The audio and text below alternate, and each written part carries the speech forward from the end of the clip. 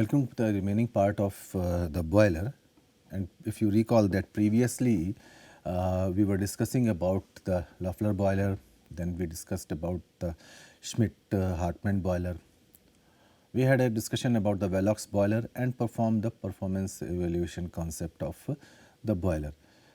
In this particular chapter, we will discuss a couple of numerical problems, those who are attributed to the direct method and indirect method. So, first is our problem attributed to the direct method.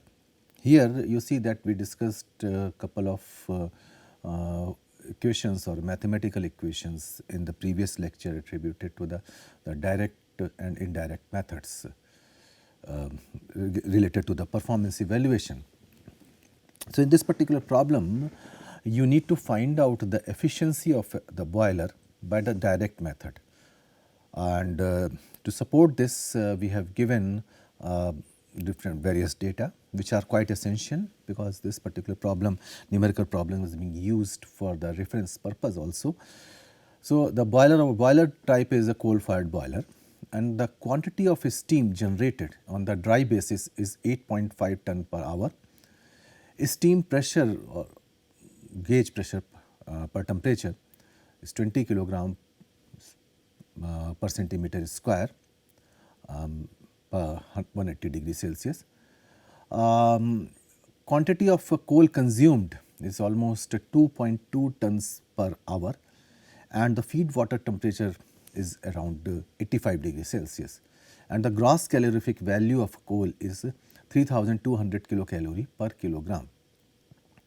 Enthalpy of steam at 100 kilogram per centimeter square, that is for the reference, it is 668 kilocalorie per kilogram on saturation basis, and enthalpy of feed water is again 85 kilocalorie per kilogram. So, when we talk about the efficiency, so if you recall that the boiler efficiency which we were discussing, that was the steam flow rate Q multiplied by steam enthalpy Hg from steam table, feed water minus feed water enthalpy Hf divided by fuel firing rate multiplied by GCV, the whole multiplied by 100. So, here if you see that the steam flow rate is given as 8.5 tons per hour. So, it needs to be multiplied by 1000 into density kilogram per, multiplied by 668, that is the enthalpy of the steam. If you see 668 minus 85, that is the feed water enthalpy, divided by 2.2, that is the quantity of the fuel consumed, that is the fuel firing rate, T tons per hour. So, it needs to be multiplied by 1000 to convert into the same unit, multiplied by the gross calorific value of coal, that is 3200 kilocalorie per kilogram, and the whole multiplied by 100. So, if we calculate, it comes out to be 70.3%. So, this is our boiler efficiency. So, by this way, it's quite simple, and you may require certain you can say data which is usually given by various handbooks. Now, let us talk about the indirect method. Now, whenever we go for the indirect method, so the efficiency we can measure easily by measuring all the losses occurring in the boiler using the principle which is to be described. So, the disadvantage of direct method, which can be overcome by this indirect method, which usually calculates the various heat losses associated with the boiler, which we are not encountering during the direct method. The efficiency can be achieved by subtracting the heat loss fraction from 100. Now, an important advantage of this particular method is that the errors in the measurement usually do not make significant changes in the efficiency. So, if we talk about the boiler efficiency, or if a boiler efficiency is say 90%, an error of 1% in the direct method will usually result in the significant change in the efficiency, and that is 89.1 to 90.9. Now, in indirect method, the 1% error in measurement of losses will result in the efficiency of say 100 minus 10 plus minus 0.1, and that is 90 plus minus 0.1, and is sometimes to 89.1 to 90.1. Now, there are various losses occurring in the boilers. They are maybe L1, that is the loss due to the dry flue gases, sensible heat. L2, that is attributed to the loss due to the hydrogen in the fuel, attributed to H2. L3, that is loss number 3, is that loss due to the moisture in the fuel, H2O. Sometimes losses may occur due to the moisture in air. Again, they are referred as the fourth loss. Sometimes you may look into the losses attributed to the partial combustion of carbon to carbon monoxide, and that is CO. Then loss may be attributed to the surface radiation, convection, and other unaccounted. So, that is termed as loss number 6. So, you see that we tried to capture the different type of losses in due course of time. Apart from this, there may be certain unburnt losses in fly ash attributed to the carbon. Then there may be some unburnt losses in the bottom ash, which is again attributed to the carbon. So, if you see that if you wish to calculate the boiler efficiency by indirect method, so you need to calculate by this formula or a mathematical relationship, that is the efficiency is equal to 100 minus all the losses which we discussed if they are having the significant value by the indirect method. So, question arises that in the indirect method, what are the different kind of data required? So, you need to carry out some more exhaustive analysis before we go for some indirect method. One is that ultimate analysis of a fuel, that means hydrogen, oxygen, sulfur, carbon, moisture content, ash content, etc. Another thing is you require, that is a percentage of oxygen or CO2 in the flue gases. Then obviously you require, when you are talking about the flue gases, then you require the flue gas temperature in degrees Celsius, that is sometimes referred as TF. Then you may require the ambient temperature in degrees Celsius, and that is TA, and the humidity of air in kilogram of a dry air. Then gross calorific value of the fuel in kilocalorie per kilogram. You require the percentage combustible in ashes in case if you are using the solid fuel. Then the gross calorific value of ash in kilocalorie kilogram in case of you are using the solid fuel. So, then you have calculated the things, and you are having the various data whatever required, then you can calculate different type of a theoretical air requirement. See, you see that for combustion purpose you always require oxygen. Now, if you are using the purest form of oxygen, then the boiler would not be the economical affair, because separation of oxygen from the source is again a very you can say the cumbersome as a costly affair. So, people used to supply the air. But you see that in air we are having only 21% of oxygen theoretically. So, how much air would be required? That is again a big question. So, that is if we are taking the 21% of oxygen in question, then we can calculate the theoretical air requirement with the help of this particular mathematical correlation. Here this is 11.6 multiplied by the amount of carbon plus 34.8 into H2 minus O2 by 8, that is the amount of hydrogen and amount of oxygen there, plus 4.35 into S, and S is the amount of sulfur in question, the whole divided by 100 kilogram of the fuel in question. Sometimes we need to supply the excess air for the complete combustion to overcome certain other allied factors attributed during the combustion process.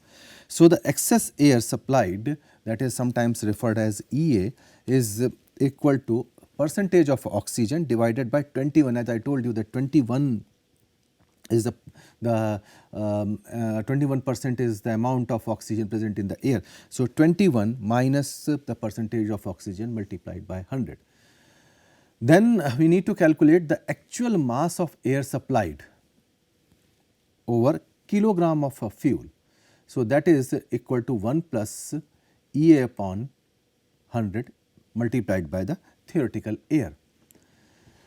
So, first calculation, that is we need to calculate the percentage heat lost due to dry flue gas is equal to mCp into Tf minus Ta into 100 divided by the gross calorific value of the fuel, where m is the mass of dry flue gas in kilogram per kilogram of fuel equal to the combustion product from the fuel, that is CO2 plus sulfur dioxide plus nitrogen in fuel plus nitrogen in the actual mass of air supplied plus oxygen in flue gas.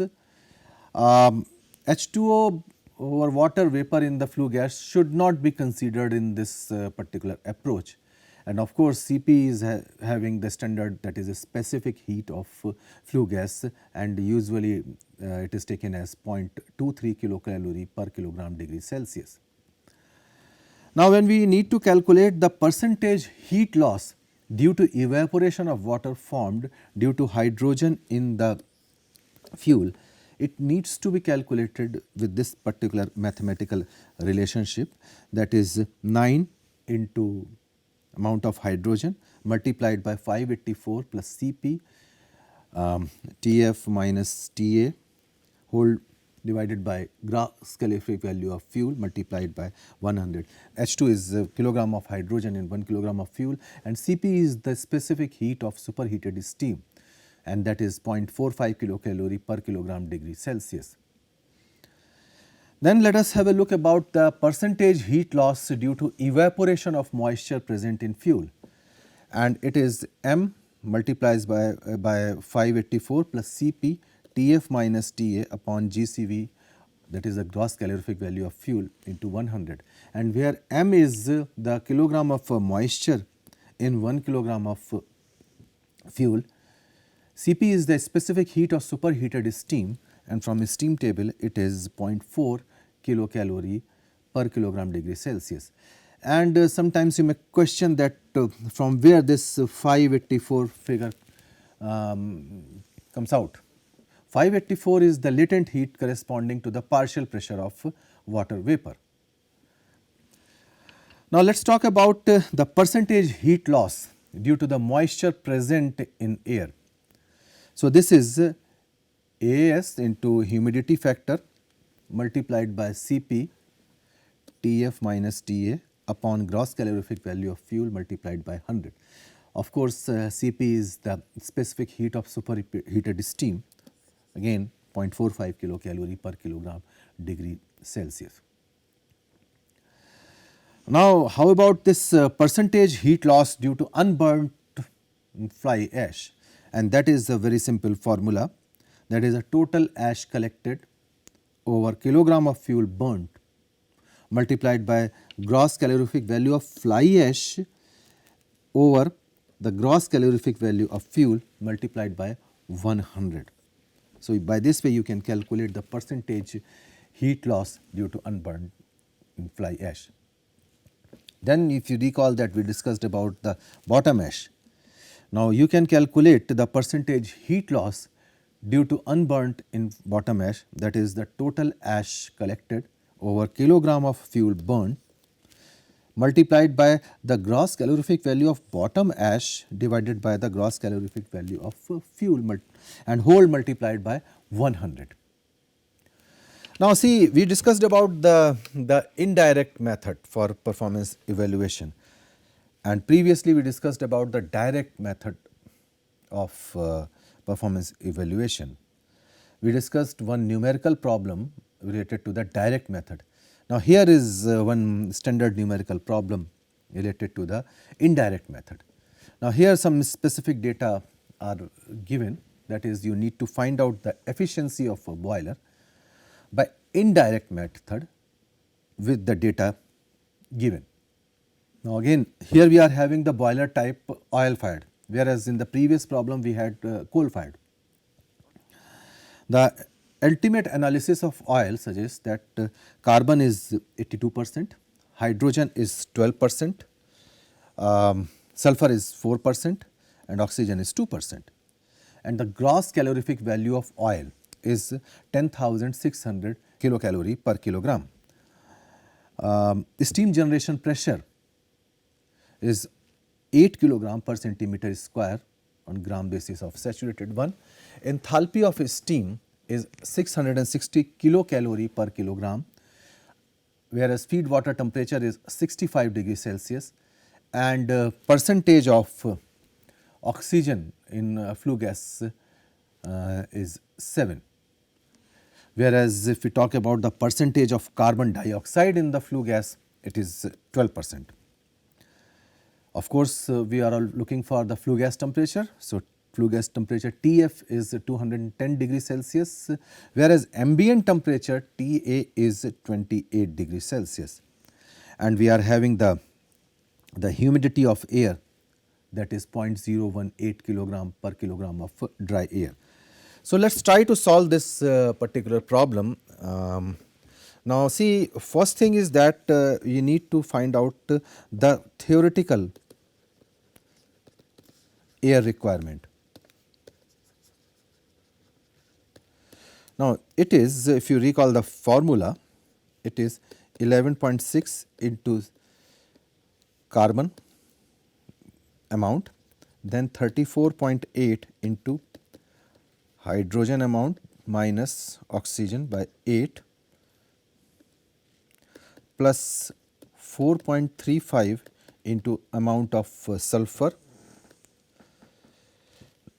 the whole divided by 100 kilogram per kilogram of fuel. Now you see we are having the data with supporting data with us, that is carbon is 84%. So 11.6 into 84 plus 34.8 into 12 minus 1 upon 8 plus sulfur content was 3%, so 4.35 into 3, the whole divided by 100 kilogram per kilogram of fuel. So if we calculate, it comes out to be 13.78 kilogram of air per kilogram of oil. So next step is to calculate the excess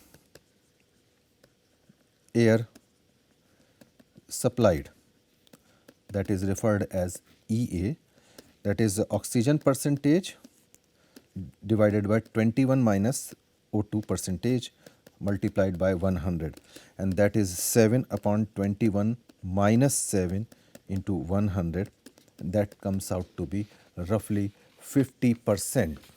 Now if you recall that next step was to find out the actual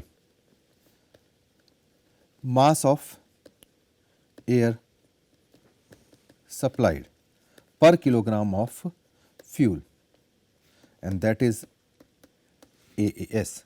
So this is 1 plus EA upon 100 multiplied by theoretical air, and that is 1 plus, we have already calculated EA is 50, 100 into 13.78, and that comes out to be 20.67 kilogram of air per kilogram of oil.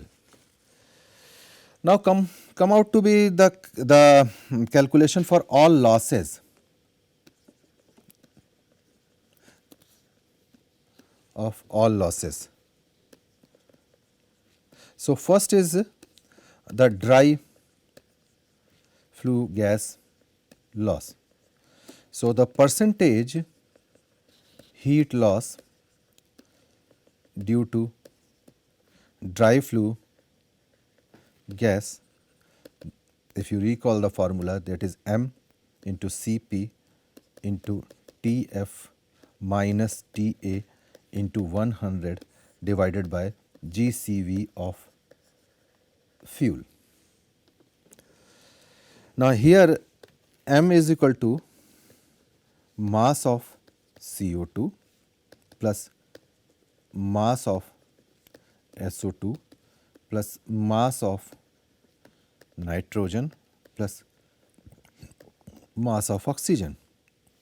So it comes out to be 44 into 0.82 divided by 12 plus 0.04 into 64 divided by 32 plus 20.67 into 77 divided by 100 plus 20.67 minus 30.78 divided by 100 multiplied by 23. So it comes out to be 3.0066 plus 0.08 plus 15.91 plus 1.58, and it comes out to be 20.58. So that is the dry flue loss. Now if we take the percentage heat loss due to dry flue gas, that comes out to be 20.58, which is from here, into 0.23 into 210 minus 28. This data is supplied in the original problem, divided by 10,600, that is the GCV, and it comes out to be 8.12%. Now next step is to calculate the percentage heat loss due to evaporation of water formed due to hydrogen in the fuel, and that is 9 into H2 into 584 plus Cp Tf minus Ta upon GCV of fuel into 100, and that is 9 into 0.12 into 584 plus 0.45 210, 10,600, it is already being supplied, multiplied by 100.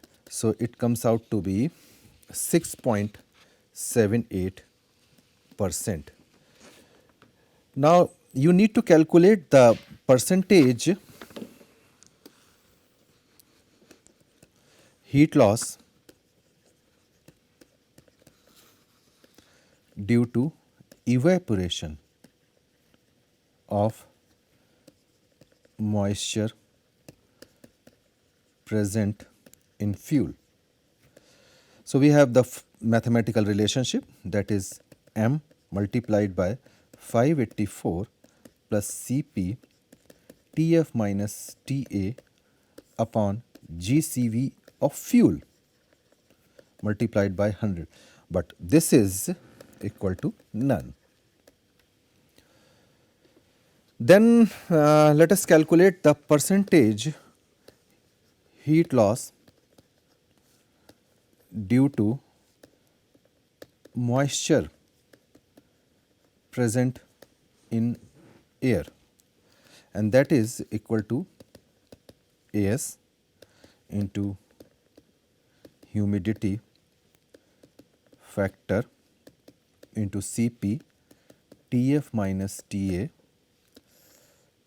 upon GCV of fuel multiplied by 100, and that is 20.67 into 0.018 into 0.45, 210 minus 28 upon 10,600 multiplied by 100, and that is 0.287%. Now another thing is that heat loss due to radiation and other unaccounted losses. So for small boilers, it is estimated to be 2%. So 2% usually it is termed as a very small amount. So when we talk about the boiler efficiency,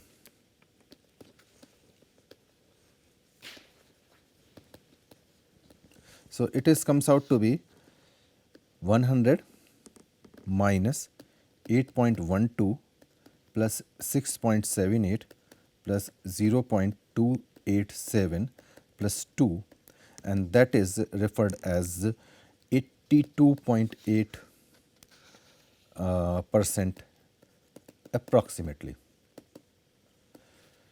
So this is the way through which we can calculate the indirect method, and this is applicable for performance evaluation attributed to the indirect method. So you see that in this particular lecture we have discussed about the numerical issue of direct method for performance evaluation of boiler. Then we had a discussion about the all spectrums of or rather all parameters of indirect method attributed to the performance evaluation of the boilers, and we carry out one comprehensive example of this performance evaluation attributed to the indirect method. Thank you very much.